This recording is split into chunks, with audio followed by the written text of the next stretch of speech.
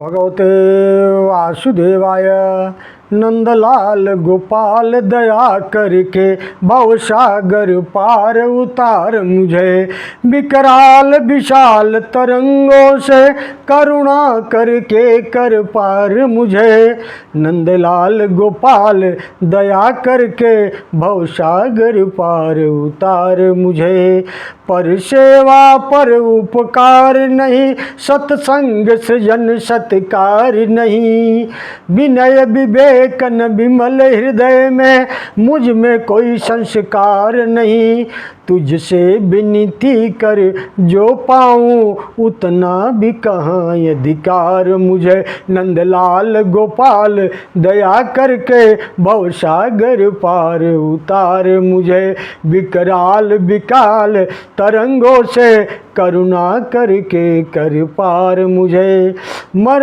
दुर्जन और दयामय तू मैं कृपण कुमति करुणा मैं तू मैं वंचित हूँ तू वत्सल है मैं आश्रित हूँ तू आश्रय तू मैं अधम अधम उद्धारक तू इस नाते ही नाते उबार मुझे नंदलाल गोपाल दया करके भवसागर पार उतार मुझे विकराल विशाल तरंगों से करुणा करके कर पार मुझे मैं धिक्कृत हूँ प्रभु धन्य है तू मैं अणु हूँ नाथ अनन्य है तू तज तुझको भला मैं किधर जाऊँ शरणागत हूँ मैं शरण है तू मैं विस्मय तू विषहारी है मत कर रे अस्वीकार मुझे नंदलाल गोपाल दया करके भवसागर पार उतार मुझे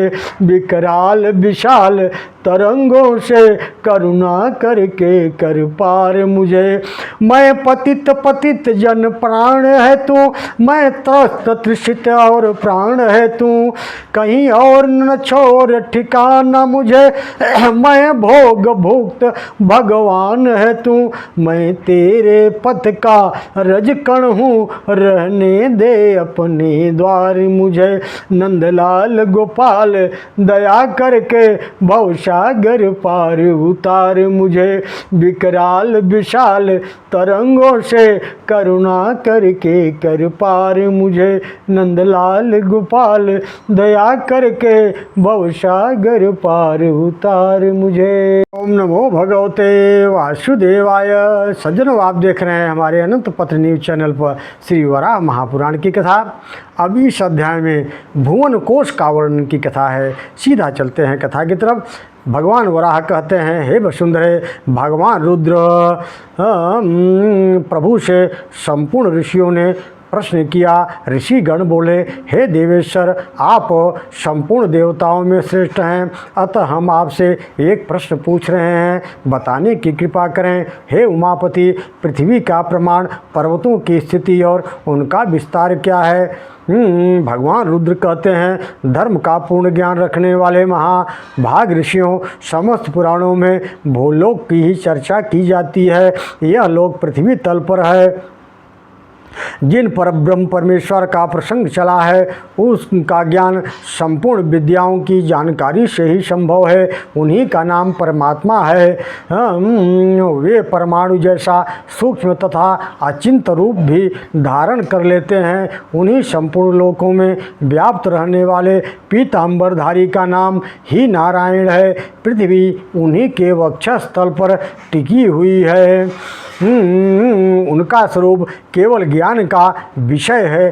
सृष्टि के आदि में उन प्रभु में सत्व गुण, रज गुण और तम के गुणों के निर्माण करने की इच्छा हुई। अतः उन्होंने जल की सृष्टि करके योग निद्रा की सहायता से उसमें शयन किया।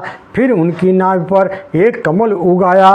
उस कमल पर संपूर्ण वेदों एवं ज्ञान के भंडार ब्रह्मा प्रकट हुए। उन्होंने सनक, सनंदर और सनातन सनत कुमार धर्मज्ञानी पुत्रों का सर्वप्रथम उत्पन्न किया और फिर स्वयंभू मनु, मरीच आदि मुनियों तथा दक्ष आदि प्रजापतियों की सृष्टि की।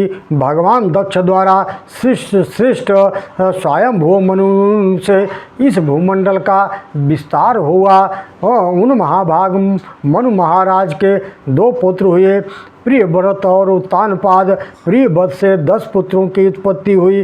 वे अग्निघ्न, अग्निबाहु, मेघ, मेघातिथि, ध्रुव, ज्योतिष्मान, द्युतिमान, हव्य, वपुष्मान और शमन। उन प्रियव्रत ने अपने 7 पुत्रों के लिए पृथ्वी के 7 द्वीपों के साथ भाग बनाकर उनके रहने की व्यवस्था कर दी।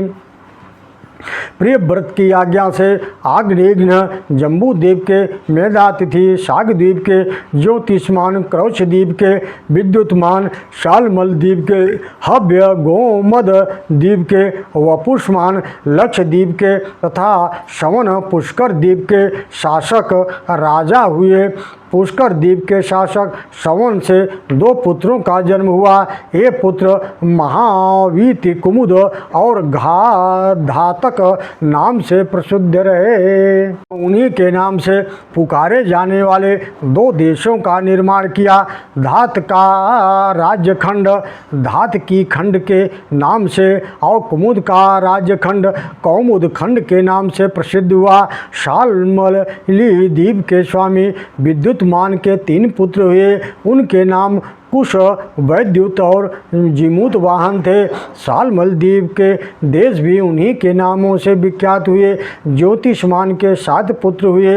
उनके नाम हैं कुशल, मनुगव्य, पीवर, अंध्र, अंधकारक, मुनि और दुंदुभि थे। इनके नाम पर कौश द्वीप में 7 महादेश हुए।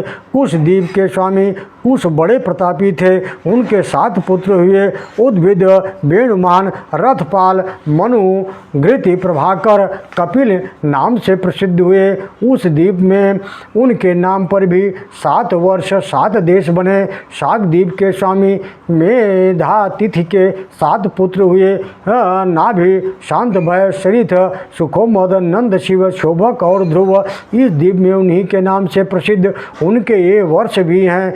हेममान, हेमकूट, किम पुरुष, नैषद, हरीश, मेरु मध्य, इलावृत, नील, रम्यक, श्वेत, हिरण्यमय और श्रृंगवान। पर्वत के उत्तरी भाग में उत्तर कुसुम माल्यवान है। भद्राक्ष और गंधमादन पर महाराज नाभि का शासन प्रारंभ हुआ। केतमाल पर्वत पर भी उन्हीं का शासन हुआ। इसी प्रकार स्वयंभू मनवंतर में भूमंडल के व्यवस्था हुई। प्रत्येक कल्प के आरंभ में प्रधान मनुओं द्वारा भूमंडल के विभाजन एवं पालन का ऐसा ही क्रम प्रबंध होता आया है। कल्प की यह स्वाभाविक व्यवस्था है कि और भविष्य में ही सदा ऐसा ही होगा। अब महाभाग में नाभि की संतान का वर्णन करता हूँ। नाभि की धर्मपत्नी का नाम मेरु देवी था। उन्होंने ऋषभ नामक पुत्र को जन्म दिया। ऋषभ से भरत नामक पुत्र की उत्पत्ति हुई। भरत सबसे बड़े पुत्र हुए। अतएव उनके पिता ऋषभ ने हिमाद्रि पर्वत के दक्षिण भाग में भारत नाम के इस महान देश का उन्हें शासक बना दिया। भरत से सुमित का जन्म हुआ। सुमित को अपना राज्य देकर भरत जंगल में चले गए। सुमित के तेज से सत्ययुग सत्यसुत से इंद्रद्युम्न, इंद्रद्युम्न से परमेष्टि, परमेष्टि के प्रतिहर्ता, प्रतिहर्ता के निखात, निखात के उन्नेता, उन्नेता के अभाव, अभाव के उद्गाता, उद्गाता के प्रसोता, प्रस्तोता के विभु, विभु के पृथु, पृथु के अनंत, अनंत के गय, गय के नय, नय के विराट और विराट के महावीर और महावीर के सुधीमान पुत्र हुए। सुधीमान से 100 पुत्रों की उत्पत्ति हुई। इस प्रकार इन प्रजाओं की निरंतर वृद्धि होती गई। उनमें 7 द्वीपों वाला यह पृथ्वी भारतवर्ष सर्वथा व्याप्त हो गया। उनके वंश में उत्पन्न राजाओं से यह भूमंडल पालित होता आया है। सतयुग, त्रेता आदि युगों, महायुगों में से परिपूर्ण 71 चतुर्युगी का एक मनवंतर कहा जाता है। ओम नमो भगवते वासुदेवाय।